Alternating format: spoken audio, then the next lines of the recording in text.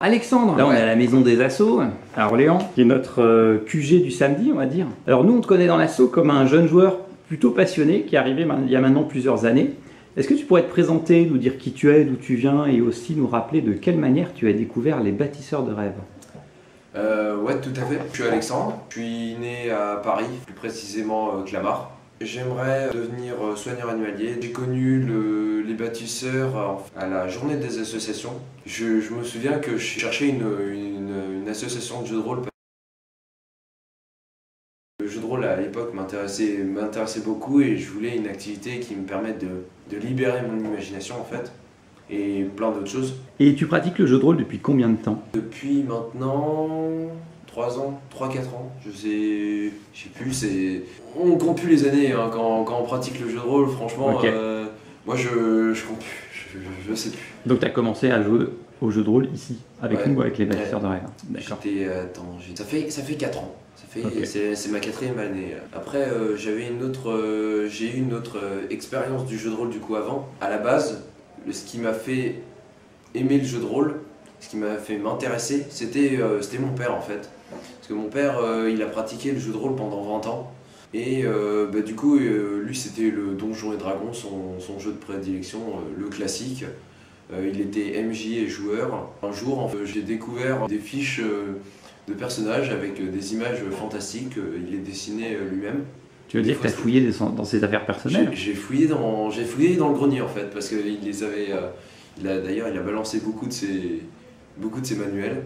Beaucoup de gens ont été bercés aux différentes histoires, Petit Chaperon Rouge, ou tu vois. Moi, c'était le Monster Manuel 1, voilà. J'ai adoré, et puis je m'en suis perdu plus quoi. Donc voilà, c'est comme ça que j'ai pris goût et. Mais c'est pas ton père qui t'a fait découvrir, c'est-à-dire c'est toi qui il t'en a jamais parlé, il joue plus actuellement. Ah si, mais il m'a tout de même parlé du jeu de rôle, il m'expliquait comment c'était. C'était un moment de partage. Quel rôle préfères-tu entre être joueur ou maître du jeu? Je n'ai pas de préférence. Il y a vraiment, c'est totalement une autre dimension en fait. Jeu de rôle, t'es toujours dans la découverte. Moi, je suis toujours impatient de découvrir ce que la MJ nous l'a préparé et je suis toujours impatient. Et contrairement au MJ, moi j'adore découvrir, mais découvrir par les joueurs. Et j'adore aussi créer quelque chose. Et j'aimais pas du tout improviser, mais j'ai pris goût à l'improvisation aussi. Penses-tu que faire du jeu de rôle, qu'on soit joueur ou MJ, implique d'être créatif? Je pense que c'est mieux d'être créatif. Après, je pense que le jeu de rôle est accessible à tous, mais en tant qu'MJ, c'est extrêmement important d'être créatif, sinon on peut bloquer. On patauge, ouais. C'est ça. Quels sont les jeux que tu préfères masteriser? Je masterise 4 JDR actuellement. J'ai pas de préférence entre les 4, c'est plutôt les joueurs en fait qui ont une préférence et puis j'adapte en fonction. Je masterise du Marvel Super Hero, je masterise du Pokémon du coup, qui est en lien avec mes passions, et du Harry Potter, et aussi un JDR de ma création, qui s'appelle L'Envol de Pourri. En dehors du jeu de rôle, est-ce que tu peux nous dire quelles sont tes autres pratiques culturelles qui sont liées au monde imaginaire? Je suis presque pas jeu vidéo. Les seuls jeux vidéo auxquels je joue, c'est les jeux Pokémon. Je lis beaucoup et je suis un grand fan de tout ce qui est cinéma aussi. J'aime beaucoup le cinéma. Ça peut aller de la science-fiction, fantastique, en fait, tous les domaines. Tous les domaines, sauf l'horrifique que je n'apprécie pas tant que ça. Au niveau des lectures, pareil, même si c'est que du fantastique. Enfin, non, les lectures c'est principalement manga et fantastique science-fiction. Tu vas au cinéma ou tu regardes de la fiction sur des plateformes? Je fais tout. Cinéma, je suis pas compliqué, je fais tout.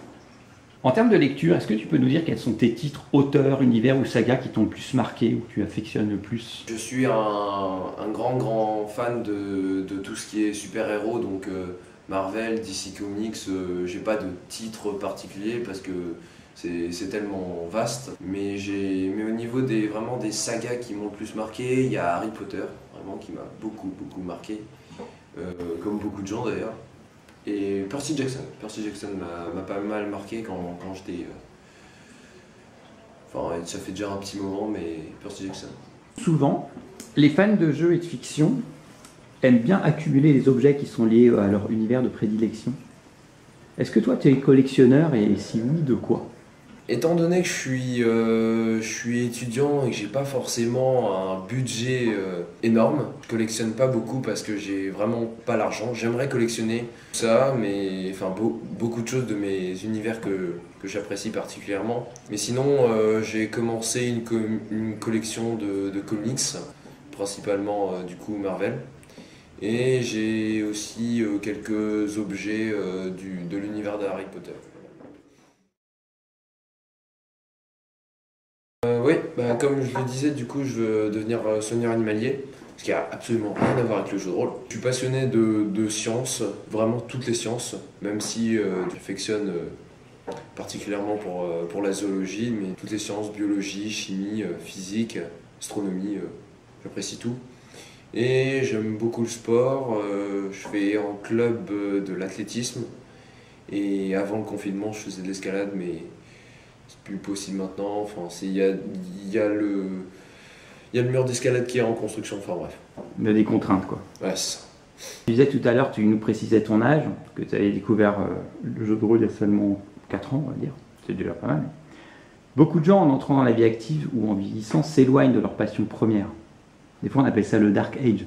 Ouais. C'est-à-dire, quand on est jeune adulte, on s'éloigne des passions. Et des fois, on y revient après 40 ans, dans la quarantaine ou cinquantaine. Est-ce que toi, tu penses entretenir un lien indéfectible avec les univers fictionnels, avec tes passions? Penses-tu que ce lien soit suffisamment fort pour que les années n'aient pas raison de ces passions? Oui, pour moi, très clairement, j'ai un fort lien avec le jeu de rôle, à tel point que bah, ça fait en fait, maintenant 4 ans, et pour moi, ça faisait clairement que 2 ans. J'ai pas vu le temps passer et je le vois toujours pas. J'aurais même tendance à dire que ça s'accélère de mieux en mieux, j'ai l'impression. Donc voilà, j'adore le jeu de rôle et je pense que je l'aimerais encore longtemps, très longtemps. Oui, j'ai quelque chose à ajouter. Le jeu de rôle, pour moi, c'est de la découverte, mais le jeu de rôle, moi, m'a servi beaucoup dans ma vie d'étudiant. Avant, j'étais timide et j'étais très peu confiant.